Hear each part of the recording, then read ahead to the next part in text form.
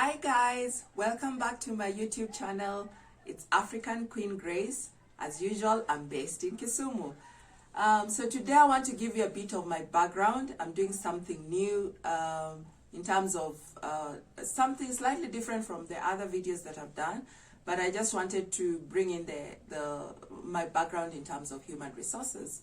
So I have over 12 years of experience in human resources.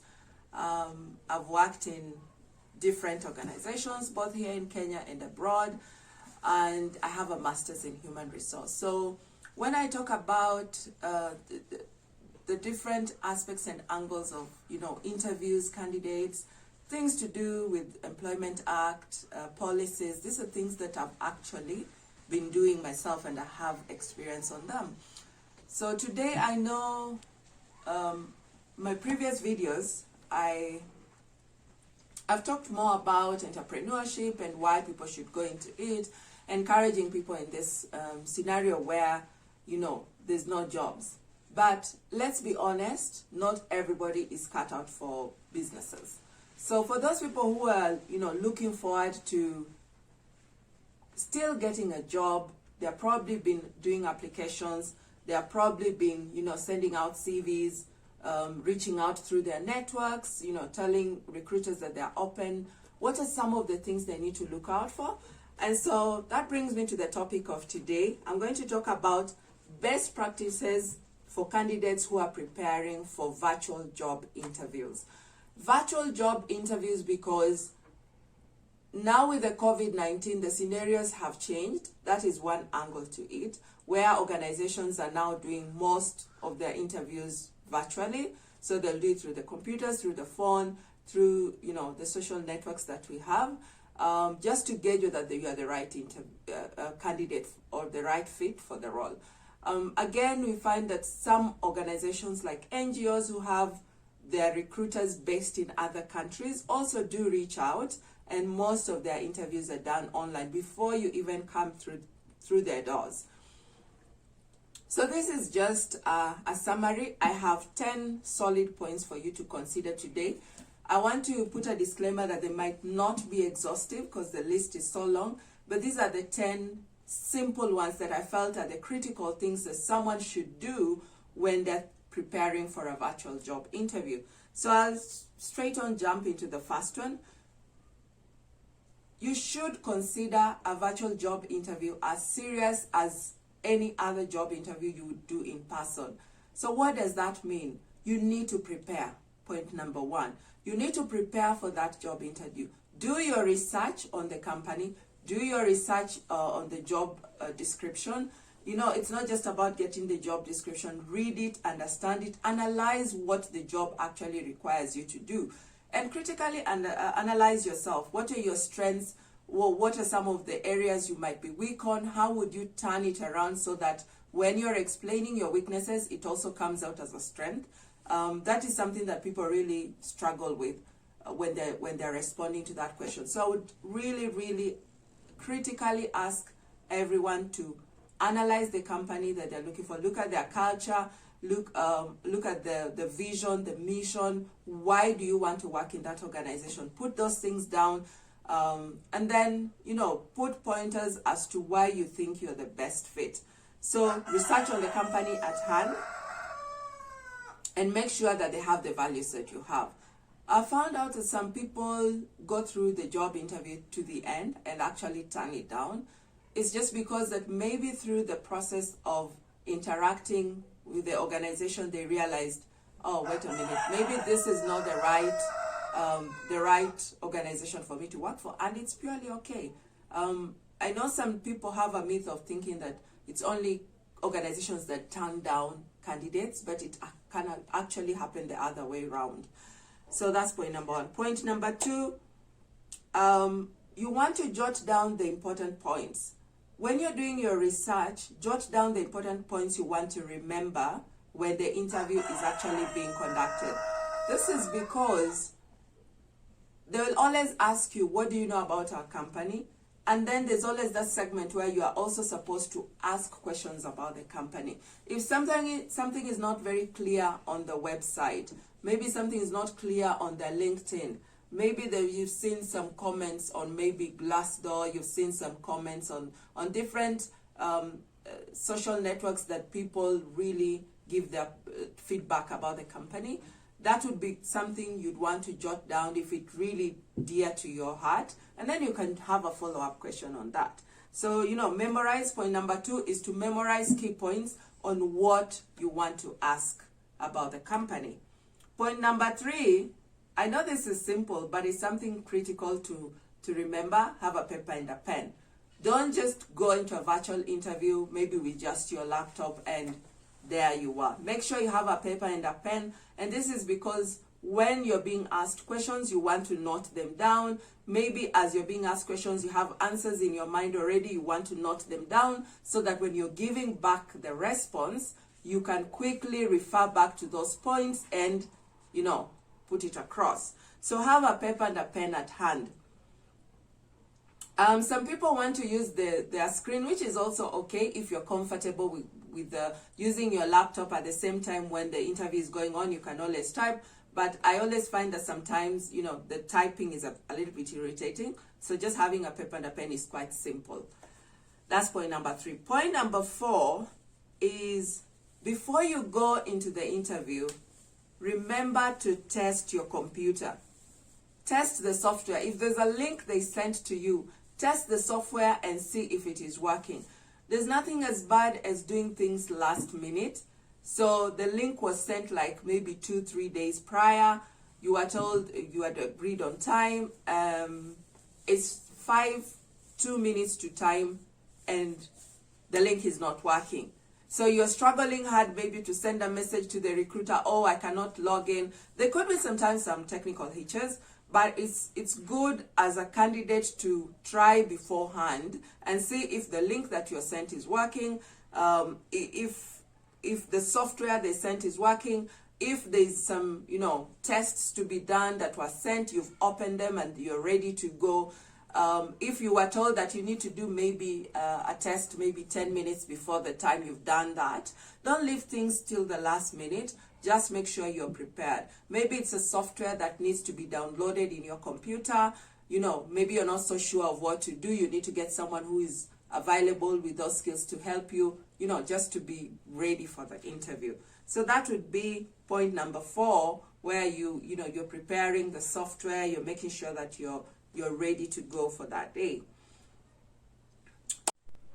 So on to point number 5.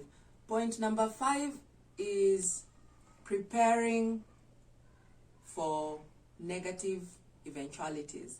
For example, we know that in Africa we always have blackouts. So it's critical and key for you to prepare yourself for any eventuality. So if you're using a desktop for an interview, maybe you might want to have a laptop at hand, or you might all the way just use a laptop instead of using a desktop, because immediately there's a blackout, it will cut off. And again, even if there's a generator, sometimes it takes time to switch on. So you might lose a few seconds in between. So those are some of the things you might want to consider. Again, if there is a blackout, you might lose your Wi-Fi if you're using a Wi-Fi for the interview process. So you might want to consider maybe having extra bundles on your phone so that you can hotspot with your laptop and then the interview process goes on. It's critical to mention this because people forget. And then when it happens, you find the interview process completely is shattered. And then you have to reschedule. Maybe the rescheduling takes a longer time. Maybe you might not get another available time. And it's always critical for me to use that moment in time. You've prepared yourself psychologically, you're charged up, you feel you're in a good mind space to do the interview, and therefore it is critical and key to always look at all those eventualities. If there's a blackout, what happens? So that is number 5. Point number 6 is align with your recruiter on the time zones. Don't assume that when they say 9 a.m., it's 9 a.m. Kenyan time or East African time. you might want to ask, what time zone are we talking about? Is it 5 p.m. East African time, but then, Central African time is different? Because there's always a disparity between, the time zones. It could be 3 hours in front, could be 3 hours behind, it could be, 6 hours. So just always clarify on email. When you're saying, fine, we've agreed, it's 9 o'clock, what time? What time zone are you looking at? So that's point number 6. Point number 7 is something that people would want to ignore. I know I've seen a few videos on the social circles, websites where people are making fun of virtual meetings where, halfway someone is not dressed, or they're putting on shorts, or they're putting on flip-flops. It's always critical for someone who is going into an interview to be professionally dressed. So that is point number 7. Make sure that you're professionally dressed.